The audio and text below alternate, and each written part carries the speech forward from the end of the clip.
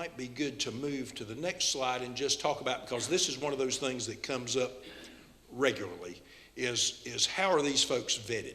And you hear this information that and you can find anything on the internet these days. But these folks are extreme vetted before they ever get on the airplane to come to the United States. Before they are even allowed to leave, and that's what a lot of the holdup was in Afghanistan, they still wanted to know who they were putting on airplanes, even though they were going to screen them again once they got to this country. So they've really gone through a dual screening process, once over there, which has usually been in Afghanistan, but it could be in another location nearby from Pakistan, if people got across the border into Pakistan. And then once they get here to those military bases, then they're being screened again.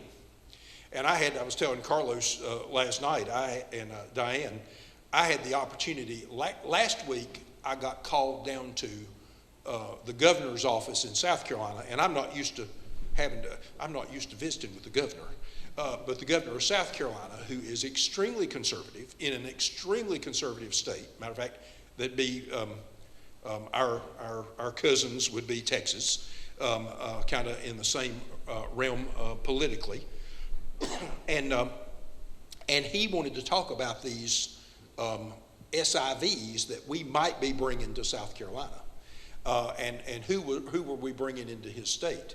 And so we sat down for about 45 minutes. I thought I was going to get 20. He wanted about 45 minutes to really understand this.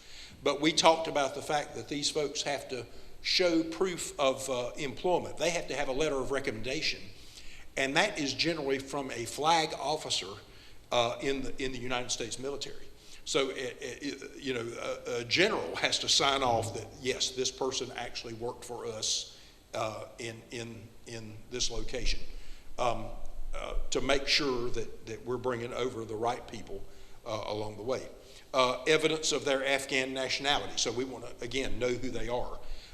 Biometric screening, so we're doing using voice prints and iris scans, facial recognition, to make sure that we're bringing the right people into this country.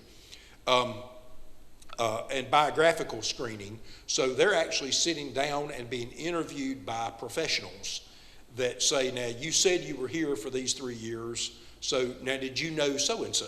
Or who did you work for that I would know that? So again, it's a really detailed process. And then additional screening, almost the same screening when they arrive in the United States.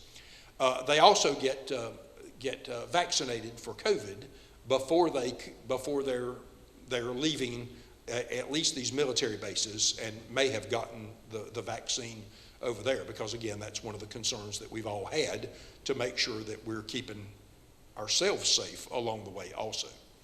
So it really is, and it was interesting when I sat down with Governor McMaster last week, and I explained to all this to him, and I wasn't sure it was getting through, but then at the end of the conversation, he said, okay, so they're vetted doubly over there and over here, and you're only bringing in about 150 into the state of South Carolina. I said, that's right. And he said, well, then we're done here. And that was it. He was okay with that once he understood the process and the system and how these things work. So it gave me hope that we